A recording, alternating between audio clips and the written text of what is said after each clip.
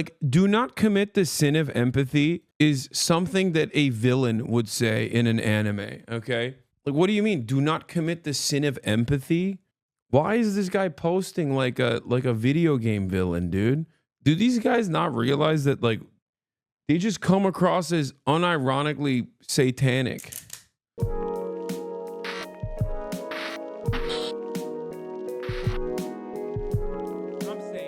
Anyway, but instead we live in a world where JD Vance is the vice president. And he did a Face the Nation.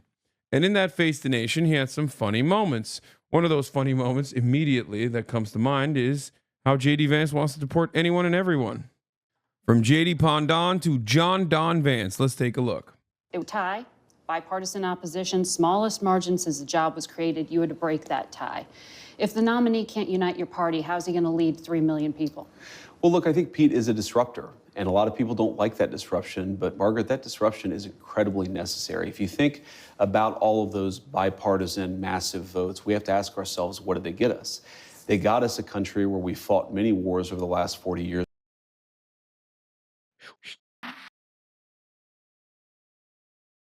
Oh, what the hell?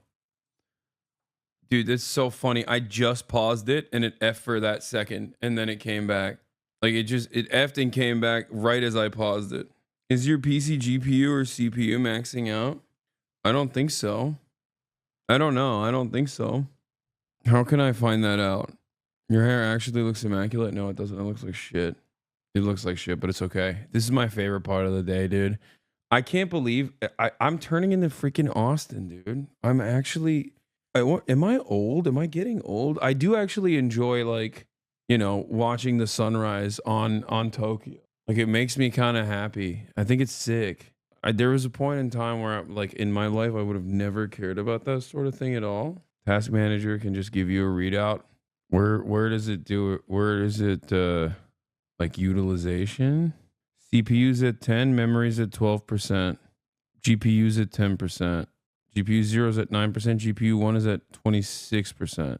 It's fine. It's not doing anything. Like it's not any of those things. It's probably my network. It's my internet, I think. You know? Put it on your second monitor, see what happens when you F. I know, it just goes blank. It goes black screen. All right, getting back to this. John Don Vance. John Don Jedediah Vance. We buy airplanes for billions and billions of dollars, terrible cost overruns. The delivery dates are always delayed. So we need a big change. Now, admittedly, there are people who don't like that big change, but it is necessary, and it's explicitly what Donald J. Trump ran on. And I think part of the reason why the American people elected him their 47th president. So the main objective is changing all of that? That it's going Pete alone? I'd say the main problem the main thing that we want Pete Hegseth to do is to fix the problems at the Department of Defense. And unfortunately, there are many. We've gotten into way too many wars that we don't have a plan for winning. We've gotten into way too many misadventures that we shouldn't have got into in the very first place. And our procurement process, Margaret, is incredibly broken. We're in an era. Decisions. Well, of course, they're policy decisions, but they're also logistical and implementation decisions. If you look at where we are with the rise of artificial intelligence, with the rise of... whenever they say procurement, they're talking about AI, and they're talking about drones, and they're talking about how in Ukraine and Israel, they're just like testing out the latest and greatest of the technology. Like things that you would absolutely consider to be horrifying, right?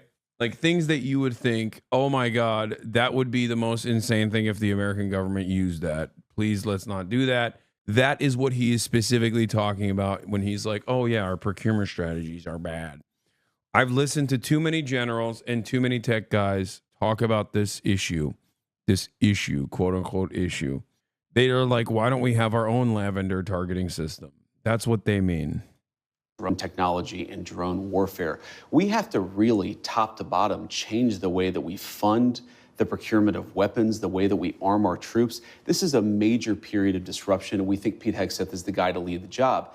Now, there's another element to this, Margaret, too, which is we believe that military morale, at least until the election of President Trump, was historically low. You had the Army missing recruitment goals by tens of thousands of soldiers, and already recruitment is starting to pick up because Pete Hegseth is fundamentally a warfighter's leader at the Department of Defense. He is a guy who sees not through the perspective of the generals or the bureaucrats. This stuff is so funny. Like that the recruitment is low because of gay and woke. Like people just didn't want to join the army because it's like too gay and too woke. Amazing. He looks at things through the perspective of the men and women that we send off to fight in our wars. Both the Wall Street Journal and the National Review, conservative publications, as you know, have been critical of Tulsi Gabbard. The Review called her an atrocious nominee who deserves to be defeated. They compared her defense of Edward Snowden, the fugitive who stole U.S. secrets, to an attorney general who thinks the mob gets a bad rap. Her refusal to accept U.S. intelligence findings that Assad gassed his own people, they said, was like a nominee for OMB director not being able to count. Does any of this give you pause putting her in charge of the U.S. intelligence community? Yes or no? No, Margaret, look, these are publications that attacked Donald J. Trump obsessively, but those publications don't determine who the president is, the American people do. Him. And Donald J. Trump is the person who determines who his cabinet is, not these publications that I think, frankly, have lost relevance. The Senate will ultimately decide. Well, the Senate will provide advice and consent, as is its constitutional obligation, but I feel confident that Tulsi Gabbard will ultimately get through. Two things that are important to know about Tulsi. First of all, she is a career military servant who's had a classification at the highest levels for nearly 2 decades. She has impeccable character, impeccable record of service, and she also is a person who I think is going to bring some trust back to the intelligence services. The bureaucrats at our intelligence services have gotten completely out of control. They've been part of the weaponization of our political system, the weaponization of our justice system. We need to have good intelligence services who keep us safe. But part of that is restoring trust in those services, and we think Tulsi is the right person to do it. That's why the president trust those intelligence services. She recognizes that the bureaucrats have gotten out of control, and we need somebody there who's going to rein them in and return those services to their core mission of identifying information that's going to keep us safe. You campaigned on lowering prices for consumers. We've seen all of controversial these opinion. Controversial opinion alert. Tulsi Gabbard is my dark horse in this administration. I think she's so insane. And it literally makes no sense to have her in the position, in any position at all in this administration, but specifically that position. It just makes no sense to me. And therefore, she's my favorite pick. Like, I think it's even crazier than Pete Hegseth as Secretary of Defense. I'm not joking. Like, there's just, I think, well, first of all, a lot of Americans, a lot of people have said Tulsi Gabbard is worse than Pete Hegseth, especially like in terms of what her responsibilities are. And I kind of get it, which is why I think it's cool. It just doesn't make any sense why you would have someone like Tulsi Gabbard at any position. Okay. I'm telling you right now, it is one of the most insane choices to make, because Pete Hegseth is like a regular ass racist, right? He's a Christian dominionist. He's a Christian nationalist. But there is, like, if you're wondering, there are a million guys like that, okay? Whether they have Jerusalem cross tattoos or not, his perspective is oftentimes reflective of the broader American consciousness and the grand design that America has on the region. Tulsi Gabbard's indecipherable worldview as a member of a like random cult with a who presents himself as an Indian man that has created so many unique political positions for Tulsi Gabbard that make, F and back, it's mini F. So many unique positions for Tulsi Gabbard that make Ro Khanna look coherent.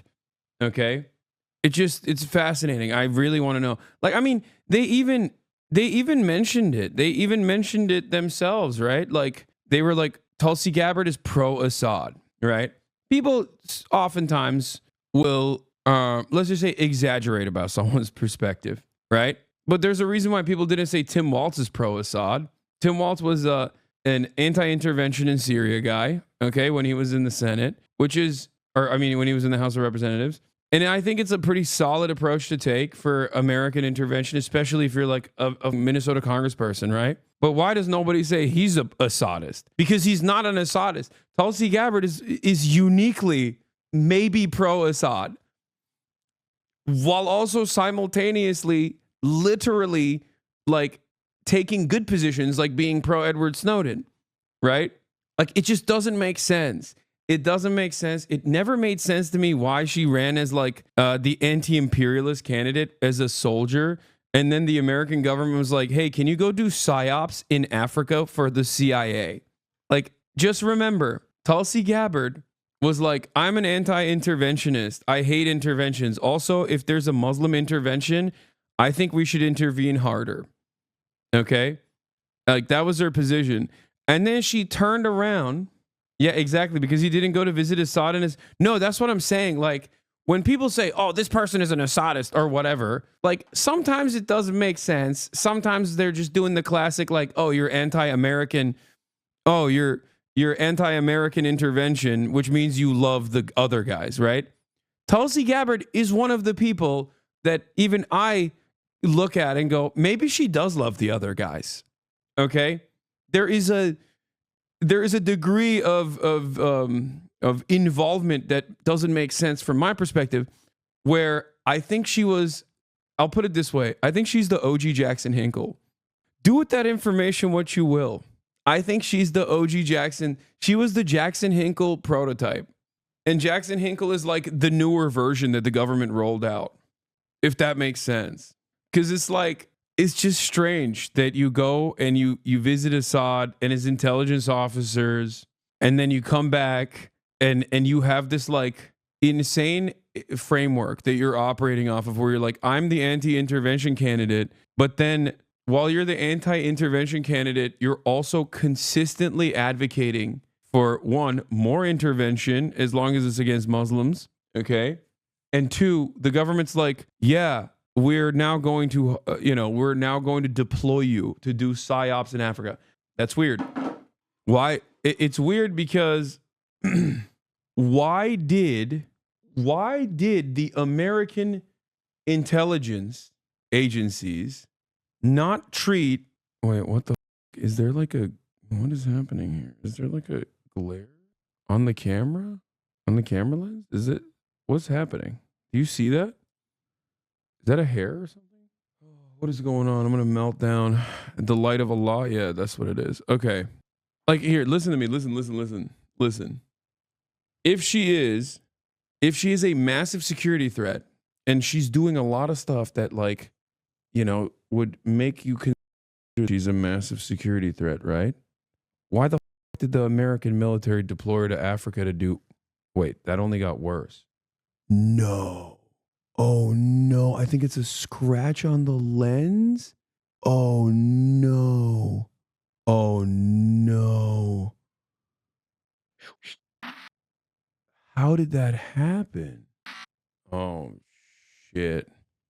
Surely a filter? No, you're seeing the sun reflection right here. Do you notice? That's because there's a little, I can see it. I can see a scratch on the lens or a crack. I think we might have finally cooked it. March put a UV filter yesterday. I don't think this is I don't think there's a UV filter on this. No, this is just no, he took it off. Is it the lens or the lens filter? I don't know. But I think it's because the background is so blown out. That's why you can see it, but it's fine. Yeah, we'll figure it out. We'll definitely get like a, you don't see it when my hand is closer to the lens. It's because it's also, you're seeing it because the light is reflecting. Like the light is like beaming right into it because it's blown out. It's fine. You can see it when it was dark out. Oh, really? We'll fix it. No, it's not the one that Will had at the restaurant. All right, let's get back to the Tulsi Gabbard situation. Or let's get back to JD Vance. Prices. We have done a lot, and there have been a number of executive orders that have caused already jobs to start coming back into our country, which is a core part of lowering prices. More capital investment, more job creation. What is this? You don't understand how right you are about Tulsi Hinkle? Wait. Jonah Hill sounds like an insecure baby, but Sarah Brady used to date Jackson Hinkle and hangs out with Tulsi Gabbard. Oh my God. Oh my God, I did not know this. Okay. Dude, why do you straight up ignore ally messages on repeat? Have I offended you? Did you know that Turkish has similarities to Korean, Japanese, and Mongolian? Dog, you literally are. I'm not kidding. We were just Remember earlier today when I was talking about how like people will just like, do you just not like me, bro? Do you remember how earlier in the day I said one of the most annoying things that people do? One of the most annoying things that people do is just like they'll come in and they'll have like something that they're like, you must hear me out. This is of the utmost importance. The situation is dire. You must hear me out. Please stop doing that. Please. Please. It's just like, you know. Economy is one of the things.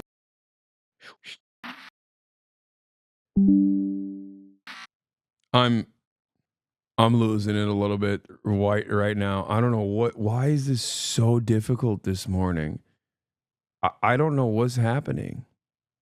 Asman goes live reacting to the same thing since when he become a right-wing content creator.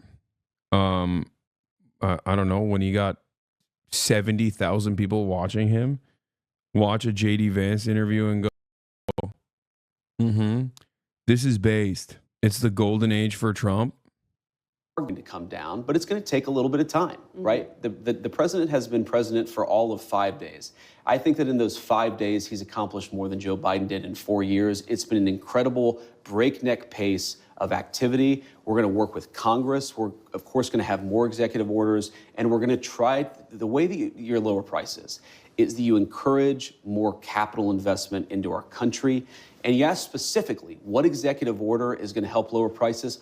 All of the stuff that we've done on energy, to explore more energy reserves, to develop more energy resources in the United States of America. One of the main drivers of increased prices under the Biden administration is that we had a massive increase in energy prices. Donald Trump has already taken multiple executive actions that are going to lower energy prices, and I do believe that means consumers are going to see lower prices at the pump and at the grocery store, but it's going to take a little bit of time. Rome wasn't built in a day, and while we've done a whole lot, we can't undo all of the damage of Joe Biden's presidency in 4 days. Well, there are a lot of things that contributed to higher energy prices, and there was record oil and gas production. Yes, Joe Biden did many terrible things to lead to an increase in prices. I agree, Margaret. No, but all the things you experience at the grocery store are what people touch and feel. That's what you were talking about, bacon on the campaign trail. Of course, of course. Those things, when do consumers actually get to touch and feel a difference in their lives? Well, Margaret, how does bacon get to the grocery store? It comes on trucks that are fueled by diesel fuel. If the diesel's way too expensive, the bacon's going to become more expensive. How do we grow the bacon?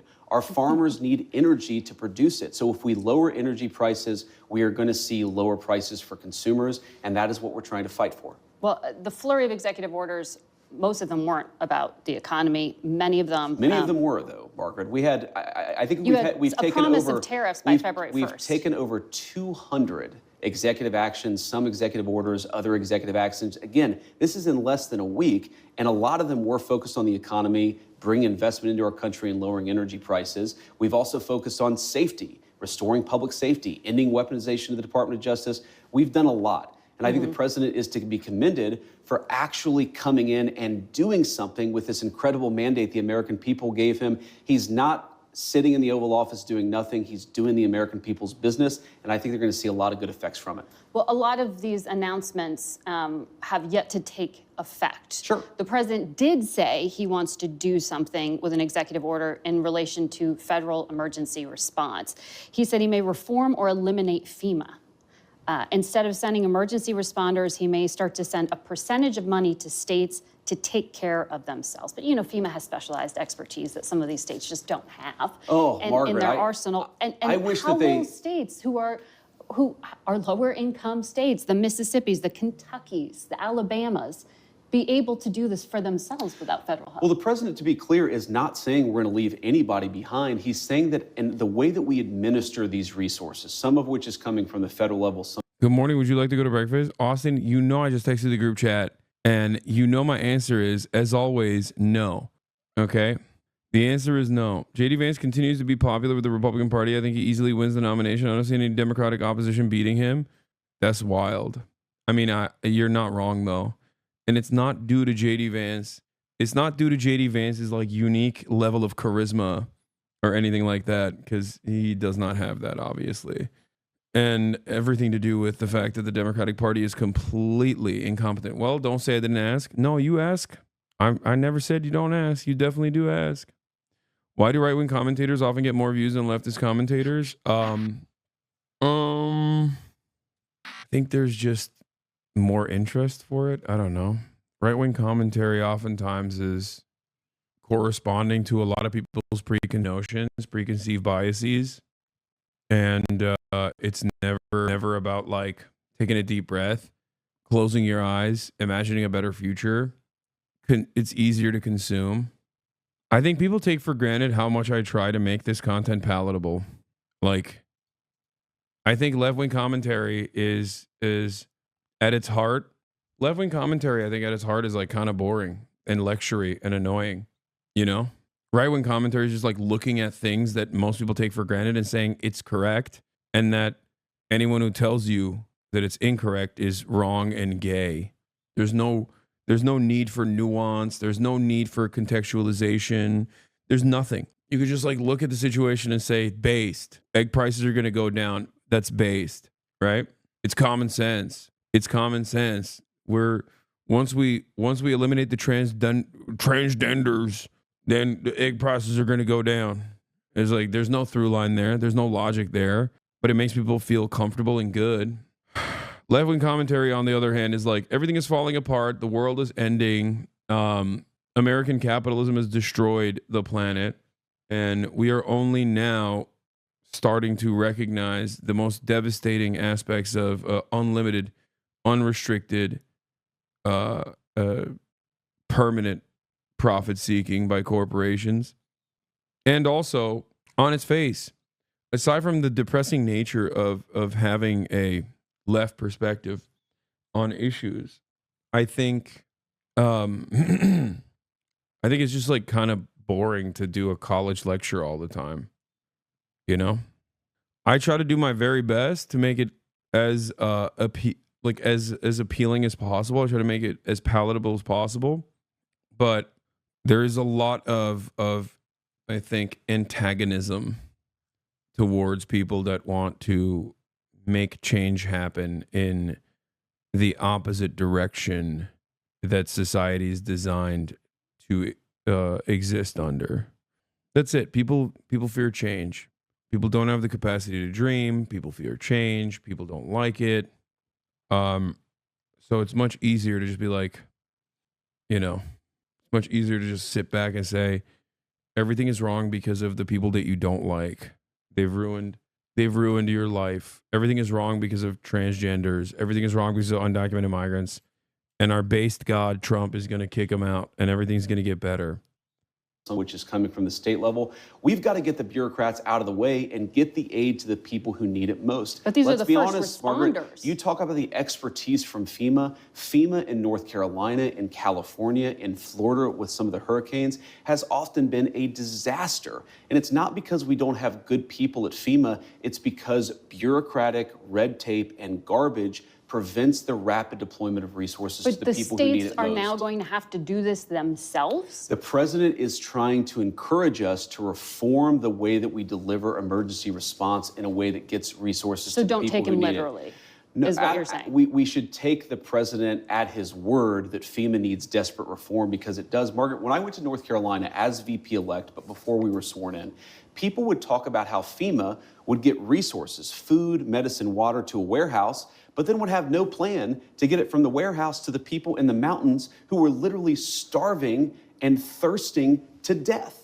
We can do so much better, and under Donald Trump's leadership, we will. But they work with the state and local officials. They often don't work well enough. And again, that's not because of the state and local officials?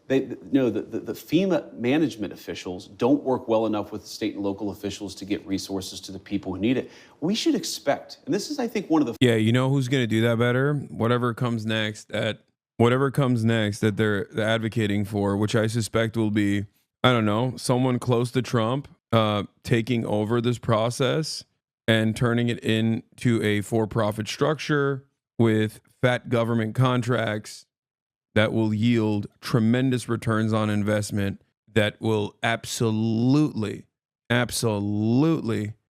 make the for-profit disaster relief industry, that will create the for-profit disaster relief industry that will collapse any kind of relief efforts FEMA creates a level of centralization that is an absolute necessity.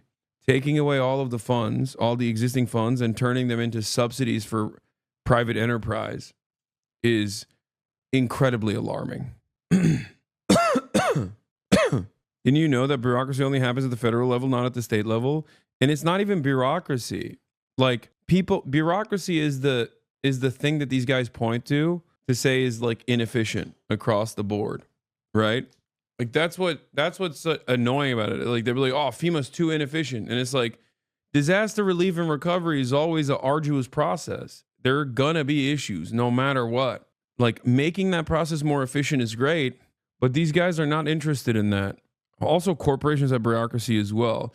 These guys are simply interested in privatizing FEMA and taking the billions of dollars of taxpayer funds that go directly to FEMA and giving it to a friendly, wealthy person.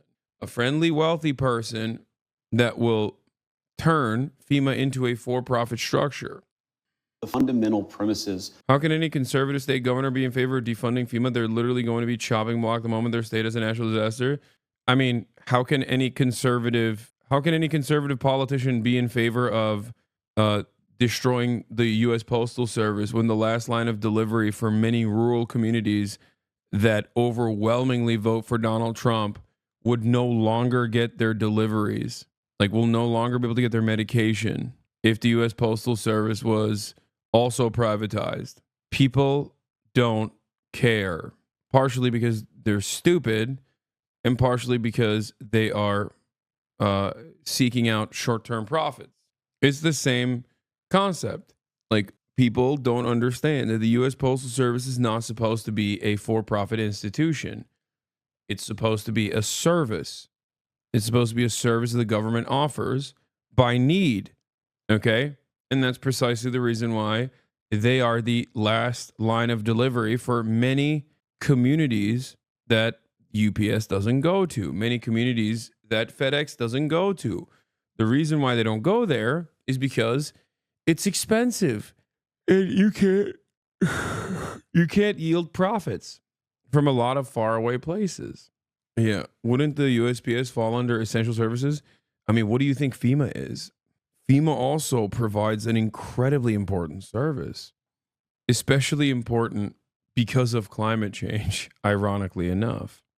Of President Trump's leadership, the American people should expect more of their government. When there's a terrible disaster, they should expect food, medicine, and water to get to the people who need it. When there's a terrible fire in California, the fire hydrants ought to actually turn on. I am sick of the American people having such low expectations for their government. They should demand more of us because this is the greatest country in the world, and that's what Donald Trump's leadership promises to bring back. So still count on the federal government, but watch that space. Let me ask you about another area that you campaigned on quite a lot, and there was a flurry of activity on, and that has to do with immigration. Sure.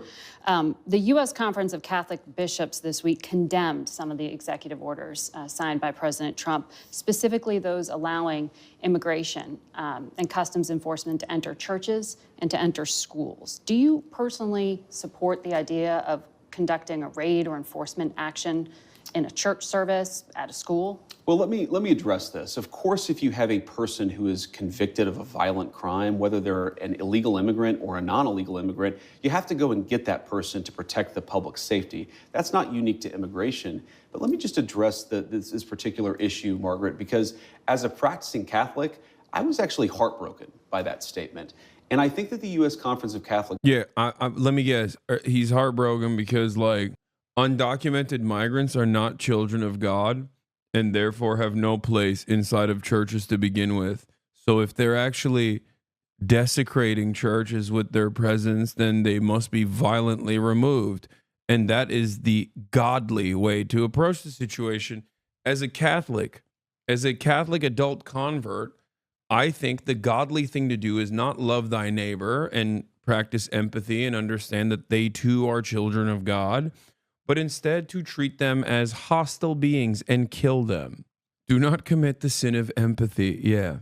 It is a virtue to be evil.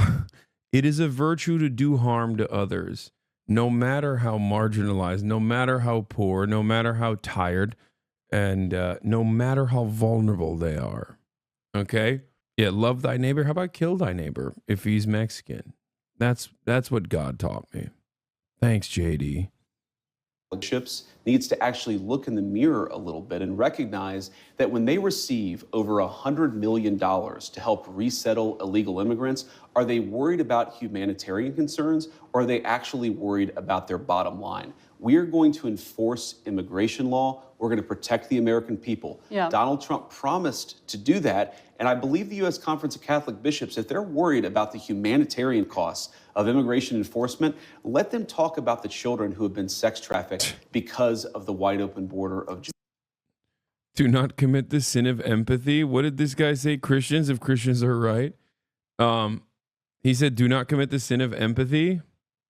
I believe South Florida would get hit by a major hurricane in the next 5 years and will destroy Miami, Fort Lauderdale, and Palm Beach. It has been 20 years since the last major storm, and climate change and mismanagement have caused massive overflow in the Everglades, meaning flooding will come to both the east and the west. Yeah, Catholicism dictates. My understanding of Catholicism leads me to recognize the reality that refugee resettlement, working with some of the most vulnerable people is not what the church is supposed to do. What the church is supposed to do instead is work with rich people, okay?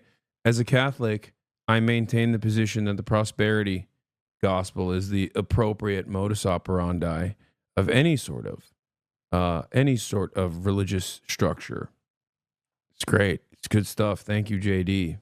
Yeah, do not welcome the stranger into your land. Bible shit. Recently, M. Hood and mine's mom. Oh, Andrew episode 1. I was like, who? What do you mean? I realized that you changed your name.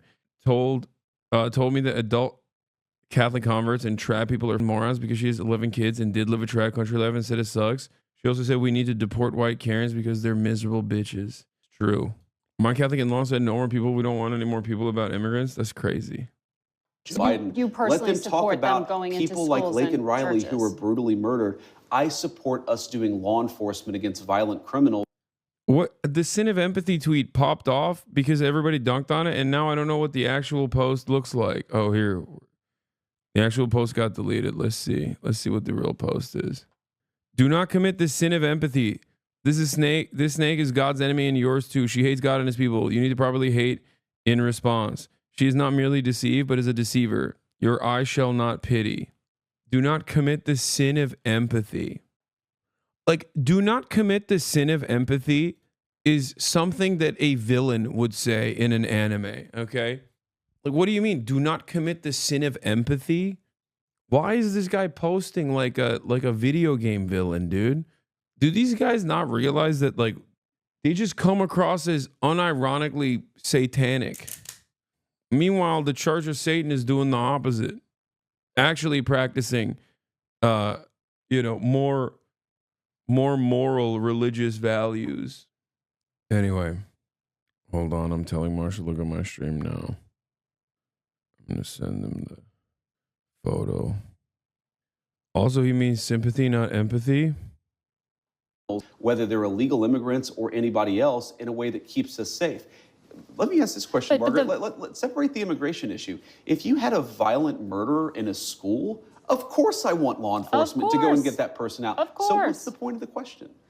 You changed the regulation this week. That's the point of the question. Exactly. Giving the authority to go into churches and go into schools. We empowered law enforcement to enforce the law everywhere to protect Americans. Effect, a chilling effect, arguably, to people to not send their kids to school.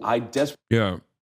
Famously, the violent murderers in school are the undocumented migrants and not like the mentally ill American children that can easily pick up their dad or mom's weapon and do a school shooting. Yeah, those are the violent people that must be removed. Anyway, good stuff. Thank you, JD. Killing it. We hope it has a chilling effect on illegal immigrants coming into our country. You think the U.S. Conference of Catholic Bishops are actively hiding criminals? from I think the law U.S. enforcement? Conference of Catholic Bishops has frankly not been a good partner in common sense immigration enforcement that the American people voted for. And I hope, again, as a devout Catholic, that they'll do better. There are 5 legal challenges already to one of the other immigration actions, the order on birthright citizenship. A federal judge appointed by Ronald Reagan, I think you'd agree, has some conservative credentials, Sure. paused the order to end birthright citizenship, calling it blatantly unconstitutional. How do you reconcile this challenge to the 14th Amendment to the Constitution? So I obviously disagree with that judge, and these things, some of them will be litigated. That's the nature of our constitutional system. But here's the basic idea of President Trump's view on this. If you are a lawful permanent resident or a legal immigrant who plans to stay, your children, of course, should become American citizens. But let's say you're the child of an ambassador. You don't become... But that's not part of it. Well, that There's is already a carve-out an having to deal important with kids of principle. diplomats. But we're saying that that carve-out should apply to anybody who doesn't plan to stay here. If you come here on vacation and you have a baby in an American hospital, that baby doesn't become an American citizen. If you're an illegal alien. He's like, the Constitution is but a piece of paper. Okay? Who cares? Which is, I mean, I agree. It's just that conservatives only use that mentality for the worst policies you've ever seen. Incredibly frustrating stuff. Like never a new interpretation for the Second Amendment, operating on the false interpretation of the Second Amendment, only offering new interpretations or just outright defense of unconstitutional policies when it comes down to undermining some of the most positive aspects of the American government. Just ridiculous. And come here temporarily, hopefully, your child does not become an American citizen. I'm going to look by at the Colombian virtue of just president in a having second. been Hold born on American soil. It's a very basic principle in American immigration law that if you want to become an American citizen and you've done it the right way, and the American people and their collective wisdom have welcomed you into our national community, then you become a citizen. But temporary residents, people who come in here, whether legally or illegally, and don't plan to stay, their children shouldn't become American citizens. I don't know any country that does that or why we would be different. Well, this is a country founded by immigrants. Well, this is a country founded by... unique country. This is a very unique country, and it was founded by some immigrants and some settlers, but just because we were founded by immigrants doesn't mean that 240 years later that we have to have the dumbest immigration policy in the world. No country says that temporary visitors, their children, will be given complete access to the benefits and blessings of American citizenship. America should actually look out for the interests of our citizens first, and that means, again, if you're here permanently and lawfully, your kid becomes an American citizen. If you're not here permanently, if you're not subject to the jurisdiction of the United States and don't plan to be, why would we make those people's children American citizens permanently? I want to ask you about refugee admissions, which were just suspended by the president. That has nothing to do with the U.S. border. Refugee screening takes 18 to 24 months to go through. They are heavily vetted. Left literally at the airport this week were thousands of Afghans, some of whom had worked with the United States government and were promised to come here. When you talked to us in August, you said, I don't think we should abandon anybody who's been properly vetted and helped us. Do you stand by that?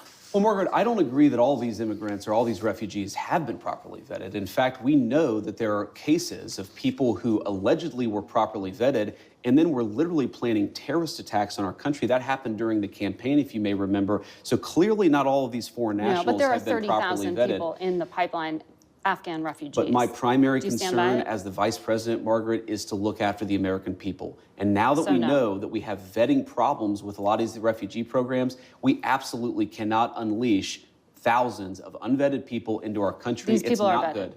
These people are vetted. Just like the guy who planned a terrorist attack in Oklahoma a few months ago, he was allegedly properly vetted, and many people in the media and the Democratic Party said that he was properly vetted. Clearly he wasn't. I don't want my children to share a neighborhood with people who are not properly vetted, and because I don't want it for my kids, I'm not going to force any other. Yeah, good stuff. Just straight up. In a country where the overwhelming majority of domestic terror incidents occur in the hands of American citizens with political opinions that oftentimes resemble, reflect, if not completely mirror, the likes of J.D. Vance, far-right anti-government extremists, white nationalists, white supremacists. J.D. Vance tries to make it seem as though refugees that go through a 2-year process of thorough vetting that have oftentimes played a formative role in American military operations are actually the real terrorists. That's crazy. It doesn't matter. It's just complete falsehood. It's completely ridiculous. Oftentimes I explain racism as a puzzle piece. In order to solve a puzzle, right, you have to put pieces together. And there's always this one piece that's missing from the puzzle, and racists will just slam on racism as that puzzle piece. They'll just be like, yeah, the real secret sauce is just racism. Yeah, nobody wants violence. Nobody wants terror, obviously. Why would anybody want that? That's the most insane concept ever, right? Wait, what? It's not effing for me. Did it actually F? I'm confused. Anyway, regardless, nobody wants terrorism. Nobody wants violence to occur on U.S. soil. So Republicans would look to that situation and say, yeah, well, the violence and the terror and the issues that are happening in America are happening because of what? Well, because of, don't look at the data, because of Muslims and refugees. Okay, that's what it is. I promise. Please don't look at the data. Please don't recognize what you see in front of your eyes. And for many people, they don't actually recognize it, because when a neo-Nazi white dude does an act of terror, people just see it as a lone wolf. People just see it as a little guy who's crazy. But when a Muslim person does the same, they're like, oh, all Muslims are this way. This one just simply could not hold back his violent desires. Stop generalizing all Republicans based on unfactual information. Explain what you mean right now. Because I'm not generalizing all Republicans. I'm talking about the attitude that this Republican, who is the vice president right now, is demonstrating. One that every Republican voted for, by the way. The fundamental principle behind mass deportation advocacy comes from a falsehood. The notion that undocumented migrants are coming from all around the world, from different backgrounds, different demographics, doesn't matter, different creeds, different ethnicities, but they all have one mind, and that is to do crime in the United States of America, and therefore must be violently apprehended and deported from this country. Okay? Do you or do you not agree with that? Do you think that there is, one, a massive issue with undocumented migrant crime? Do you think that undocumented migrants are responsible for a shit ton of crimes? Let's start there, Garrett. Yes. Okay. So you do agree. I love that this guy was like, dude, what? Stop generalizing Republicans. And then illegally entering the country is a crime. Yeah, so is jaywalking, dumbass. Should I kill you if I catch you walking? Should I put you in a detention facility? You know? So is not stopping at a stop sign. Like, not coming to a full stop at a stop sign is a crime. Do you think all crimes are the same across the board? You're like, listen, I don't understand, dude. This guy's like, this guy's doing the I see no color, but for the law, you know? You don't understand, brother. I see no difference, okay? People who accrue child sexual abuse material and people who don't come to a full stop at the stop sign are both in direct violation of the law. And therefore, I'm law blind. Okay? Who says Republicans want immigrants dead? I think you are hyper focusing on one aspect of my commentary and failing to comprehend that deportation, no matter what, is an incredibly violent act. It doesn't have to immediately lead to death or whatever. And you think that it's hyperbolic. Okay? And when I'm doing commentary, I am being hyperbolic. Although Republicans do say that all the time. Having said that, however, if you recognize, as I do, the reality that crossing a border to come and earn a living in the United States of America is not a severe crime, right? That that is worthy of the most severe kinds of punishment outside of death, I guess, because being deported is an incredibly violent protocol, an incredibly violent punishment for something that is not as severe a crime as I think you would also recognize. Trump's executive order targeted people with violent crimes, not just going after all immigrants. Then we should do more help to people coming here legally. Republicans don't disagree with that. That's so funny that you're literally watching the vice president talk about not just like legal immigrants that they are denying their actual day in court, but even refugees that have already gone through the vetting process, like a thorough vetting process. And you're like, no, you don't understand. We just got to make it easier. Like, what are you talking about? This is a person currently advocating to not ease that process, but to make it impossible. The process is already incredibly difficult, incredibly arduous, incredibly complicated. And he is saying, cut it out. No more of that at all. He also just said no more birthright citizenship. Like, do Republicans not hear words that are coming out of the mouths of their favorite politicians, the politicians that they voted for? Do they just not understand that words have meaning, that policy has consequences? It's very interesting. It's a very interesting phenomenon. I genuinely don't get it. Or do they think we're just as stupid, and that if they just consistently maintain this position that like all of the things that you're hearing from this administration are actually not bad, but good and serve a higher purpose that you simply cannot comprehend, while simultaneously feeling this deep shame that you're advocating for ultimately very violent things, right? You know, the reality will be different. Very strange behavior. Like, that doesn't make sense. I think that there's a lot more honesty for a Republican who says, yeah, man, I don't fuck with them. I think they're scary. I think they're barbaric. And, you know, my culture is superior to theirs. My race is superior to theirs, right? Like, I think that is the underlying worldview at play here. That's the underlying worldview of white nativist policies in general. That is an infinitely more honest approach to the subject matter than to sit there and be like, no, you don't understand. Like, we want what's best for migrants. And that's the reason why we have to literally violently apprehend them on the streets in their homes and put them into detention facilities and then, you know, ship them out of the country immediately. That's what's good for them. Okay. We also simultaneously must no longer allow birthright citizenship, something that has been constitutionally protected, enshrined in the law, the Constitution that we care so much about. You don't understand. It's better for them. You can't have a civilization on other people's children. We must protect the future. We must protect and secure a future existence for white children. This is just a normal approach. You don't understand. That's not racist to say. I'm just a little guy. I'm just a little guy who's emulating Jared Taylor. I'm just a little guy saying 14 words in succession. I mean, what's the... It's just 14 words, you know, one behind the next. What's the problem? I'm just a little guy. I wasn't Sig Heiling. Come on. You're crazy.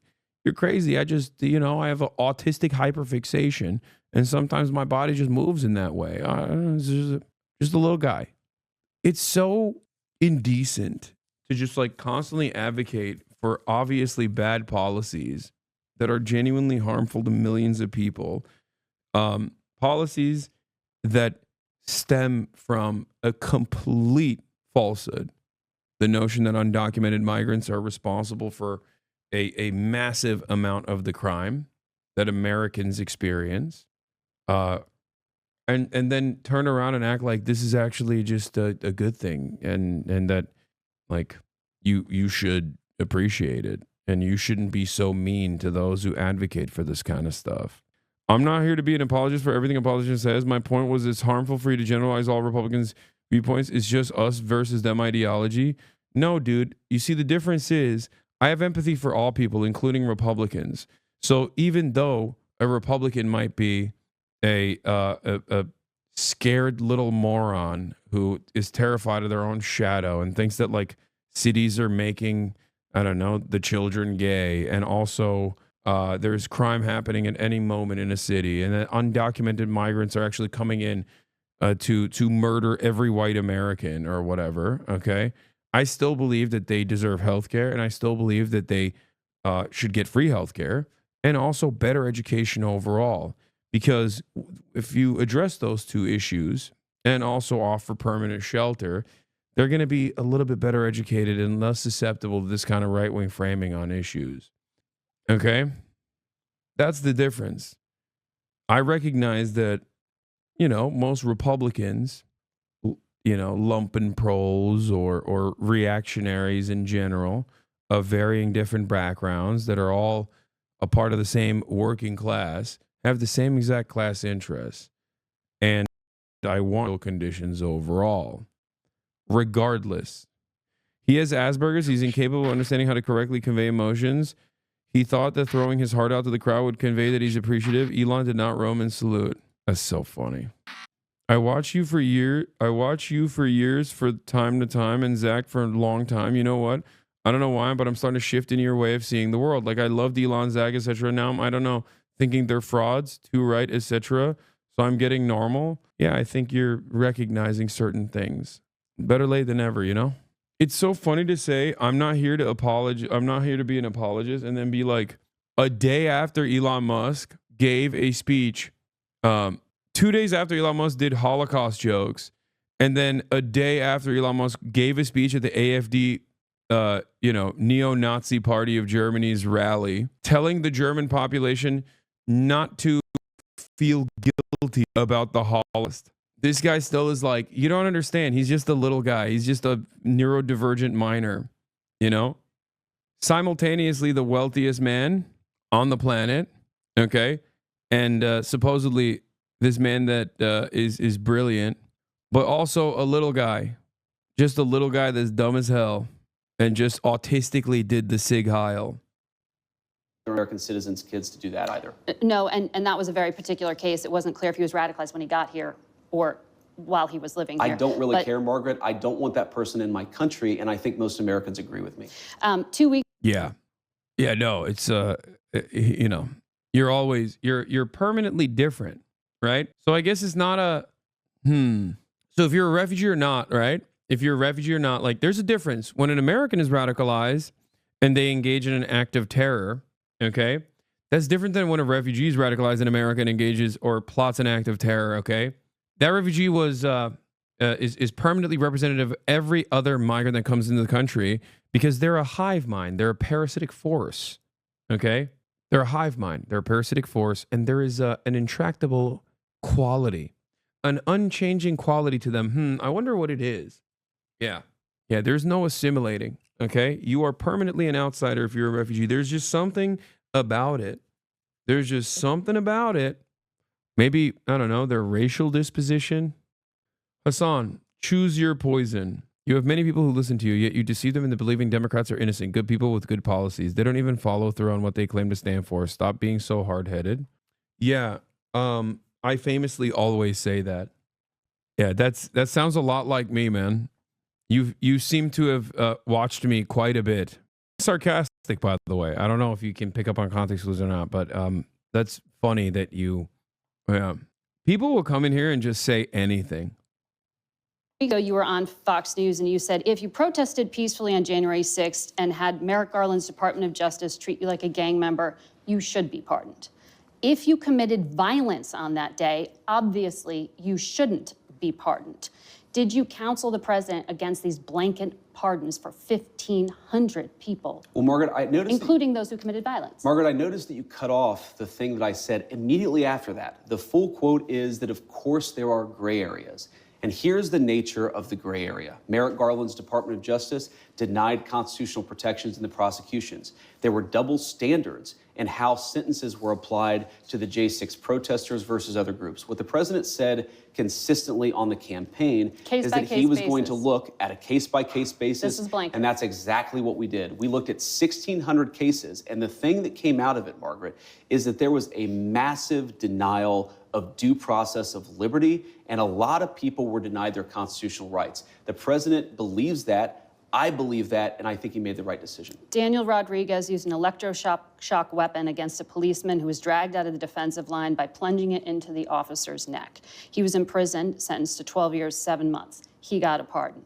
Ronald Maccabee hit a cop while wearing reinforced brass knuckle gloves, and he held one down on the ground as other rioters assailed the officer for over 20 seconds, causing a concussion.